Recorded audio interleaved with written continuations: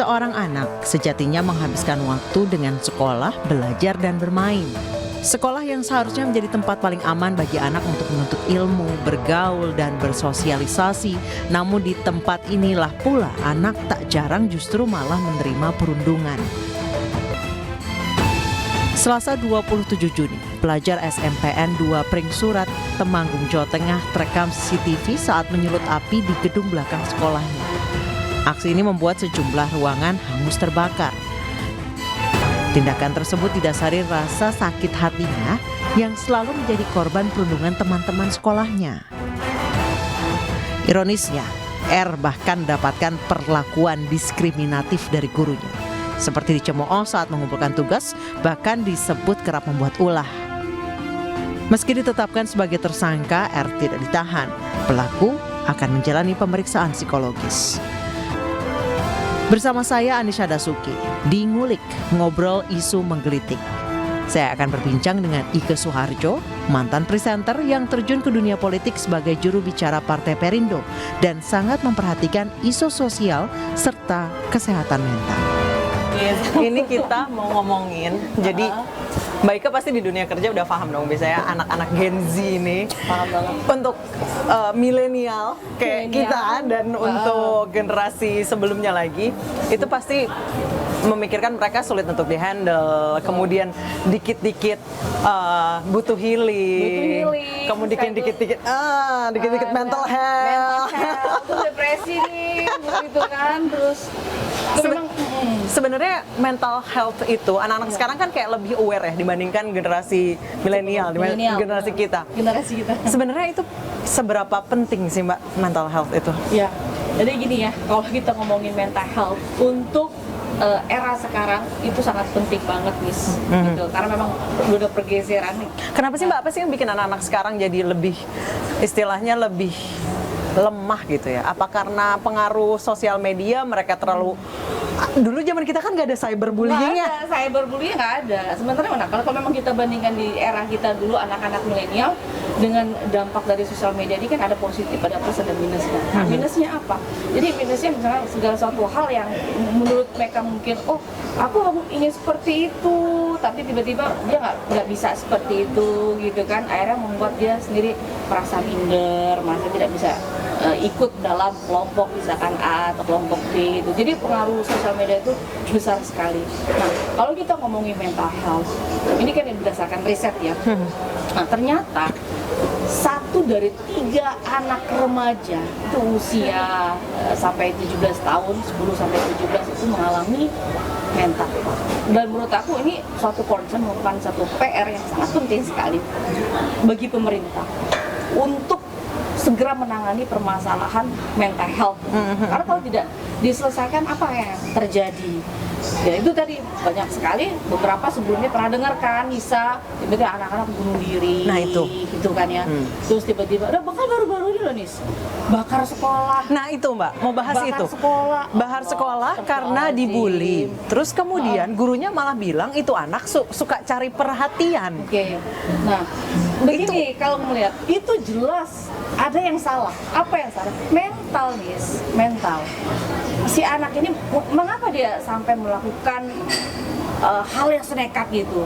Otomatis dia mengalami gangguan mental. Orang yang mengalami gangguan mental itu susah untuk mengontrol emosinya loh, susah untuk mengendalikan emosinya gitu. Jadi misalkan dia tersulut gitu dan tidak mendapatkan support system di sekitar ya, baik itu keluarga, baik itu sekolah, nah dia akhirnya melakukan nekat karena dia tidak bisa melampiaskan, dia tidak punya teman ngomong, dia tidak bisa berkomunikasi mungkin sama keluarganya, permasalahannya dipendam sendiri, sekolah ya mendapatkan rasa aman, rumah kedua lah ya, rumah kedua dari rumah aman dan nyaman. Dia sebaliknya dia mendapatkan sesuatu yang menyeramkan, menakutkan, dia membuat dia satu trauma gitu. Nah, ketika mungkin dia mendapatkan satu perundungan dari temannya, dia akhirnya ngadu ke gurunya, kamu sih gitu juga, kayak gitu-gitu. Nah, mungkin nih ya, ini kan asas praduga ada masalah. Mungkin kemungkinan tidak mendapatkan support system juga dari pendidiknya, dari gurunya, akhirnya nekat. Lu benci banget, semua orang tuh jahat, guru jahat, anak-anak jahat, teman-teman jahat gitu kan. Something wrong, memang iya gitu loh. Kenapa dia sama nekat gitu? Karena dia mengalami mental. Nah, Mbak, anak-anak yang mengalami mental health itu sebenarnya sudah ada dari zaman generasi sebelumnya, milenial dan Y, atau baru muncul sekarang? Sebenarnya kalau kita melihat itu sebenarnya sudah ada ya, dan cuman mungkin diperparah lagi dengan generasi teknologi informasi, gadget dan ini yang mungkin menambah gitu loh. Anak ini, remaja Indonesia itu berdasarkan survei itu mengalami gangguan mental, dan hanya 2,5% saja yang melakukan pengobatan kepada ahlinya. Itu kenapa sih? Karena orang tuanya nganggep apa maksudnya masuk psikiater, kita konsultasi ke psikolog. Terima kasih, ini aku. Oke. Terima kasih. Ini Mbak Ike, monggo Mbak Ike. Terima kasih Mas, thank you. Nah, kembali lagi kalau kita ngomongin mental health, jadi kadang masyarakat kita menganggap bahwa mental health itu apa sih gitu, belum terlalu, masih menganggap satu stigma negatif. Kita harus butuh, kalau memang situasi yang sudah tidak bisa dikendalikan, karena ada banyak cara untuk menyelesaikan mental health ini sendiri, strateginya untuk problem solution ya. Nah, kalau memang di final memang tidak bisa diselesaikan dengan cara-cara yang misalkan teknik relaksasi, dia ikut komunitas musik, ikut komunitas tari, mungkin yang tidak bisa melampiaskan secara verbal, ya kan? Jadi biasanya itu kalau dia ikut komunitas tari atau musik, dia bisa melepaskan semua ekspresi tekanan yang ada dalam dirinya gitu. Nah, yang terakhir itu adalah pilihannya adalah berobat ke ahlinya. Siapa itu? Psikologi dan psikiater. Nah, inilah yang tidak dipahami oleh orang tua. Dan ini perlu kita mengadvokasi, mengedukasi dari orang tua. Karena beda era sekarang sama era dulu tuh beda. Sekarang tekanannya lebih banyak ya Mbak Ike ya? Lebih banyak. Baca faktor ya, sebenarnya kayak akademik misalkan, dia punya nilai turun sedikit, dia udah mulai aduh gimana gitu kan. Belum lagi bullying dari teman-teman. Dan kasus bullying itu ternyata juga menyumbang mental health terbesar juga di Indonesia. Soalnya itu banyak terjadi di ranah pendidik. Seorang anak berusia 11 tahun di Banyuwangi, Jawa Timur mengakhiri hidupnya dengan gantung diri. Korban yang masih duduk di bangku kelas 4 sekolah dasar itu mengakhiri hidupnya sepulang dari sekolah. Diduga korban nekat mengakhiri hidupnya akibat sering dirundung teman-temannya karena ia adalah seorang anak yatim. Sebelum mengakhiri hidupnya, korban juga sering terlihat menangis saat pulang dari sekolah. Jenazah korban langsung dimakamkan di tempat pemakaman umum setempat karena pihak keluarga menolak untuk dilakukan autopsi. Mbak Ike, di Banyuwangi beberapa bulan lalu ada anak umur 11 tahun itu gantung diri. Kenapa anak-anak sekarang lebih, istilahnya kalau kata orang itu lebih lembek gitu dibilang? Lebih lembek ya? Ya, bisa bilang kalau generasi sekarang ini mungkin bisa pernah dengar generasi strawberry. Ya kayak gitu. Nah, itu apa generasi strawberry, Mbak? Itu memang suatu sebutan yang justru itu pertama kali itu muncul dari Taiwan, negara Taiwan. Itu mengibaratkan anak-anak di era sekarang. Kelihatan seperti kayak kreatif ya, smart.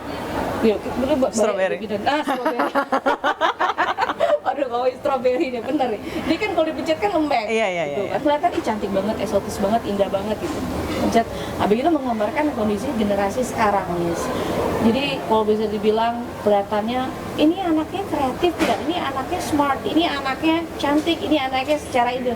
Tapi ketika menghadapi suatu permasalahan dia rapuh. Ketergantungan gadget, ketergantungan informasi, dan tidak ada support system dari lingkungan sekitar, baik itu keluarga itu adalah fondasi pertama ya. Orang tua mungkin sibuk bekerja, pergi pagi, pulang malam, kayak gitu kan. Tidak ada komunikasi antara orang tua dan anak.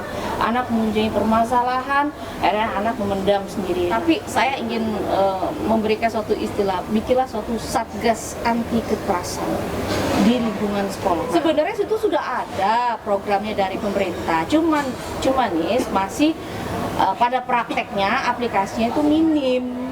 Nah, kayak gitu. kalau misalnya bullying, apalagi yang hanya seperti labrak-labrakan atau ngata-ngatain di media sosial, itu kan sebenarnya juga bisa bikin mental down kan, mental Betul. health.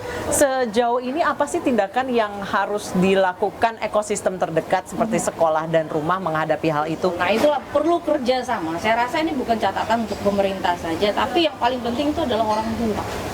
Orang tua kerja sama orang tua, kerjasama dengan guru, itu dalam hal ini pendidik, kerjasama dengan lembaga-lembaga ataupun pemerintah gitu. Di dunia kerja sekarang adik-adik Gen Z sudah mulai banyak yang masuk ke dunia kerja. Mulai Kita banyak, sebagai senior mereka, sebagai orang yang sudah terlebih dahulu mengenyam pendidikan di dunia kerja, bagaimana sih menyikapi mereka supaya ya nggak cepat stres? Gimana cara menegurnya? Gimana cara memberitahu mereka? Mental ya. Yang pertama mungkin dilakukan kita sebagai senior. Tipe Gen Z ini kan tidak bisa langsung beritahu, oh kamu harus begini, yang harus begini. Oh langsung dia depresi, langsung dia down, langsung dia males besok akhirnya bolos.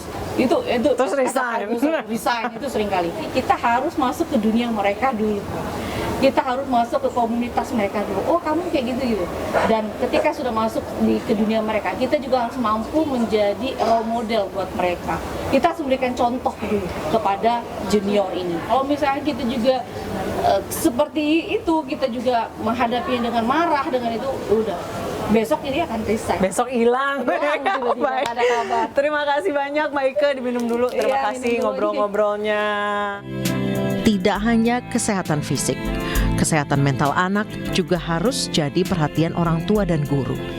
Ini berpengaruh terhadap perkembangan emosi dan kehidupan sosialnya.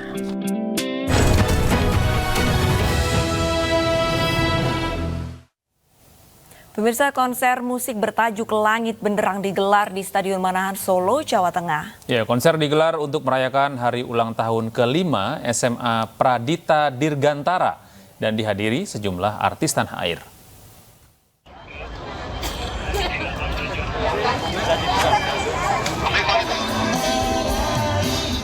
Ribuan penonton muda-mudi menghadiri gelaran konser musik yang diadakan SMA Pradita Dirgantara di Stadion Manahan Solo, Jawa Tengah. Sajian musik, tarian, dan nyanyian disuguhkan sejumlah artis tanah air, mulai dari Tulus, JKT48, hingga penyanyi berbakat yang berhasil menembus Golden Buzzer America's Got Talent 2023, Putri Aryani.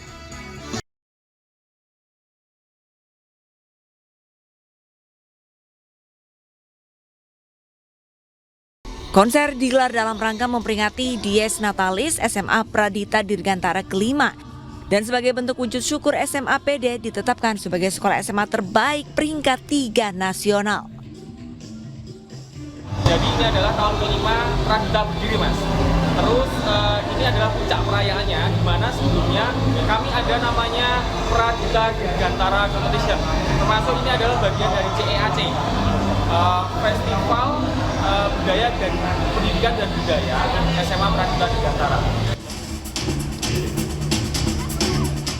Melalui kegiatan ini, SMA Pradita Dirgantara diharapkan semakin dikenal. Karena 87,50% siswa kelas 12 SMA PD lolos jalur UTBK SNBT dan tersebar di 14 perguruan tinggi negeri di seluruh Indonesia. Dari Solo, Jawa Tengah, Tata Rahmanta, iNews melaporkan.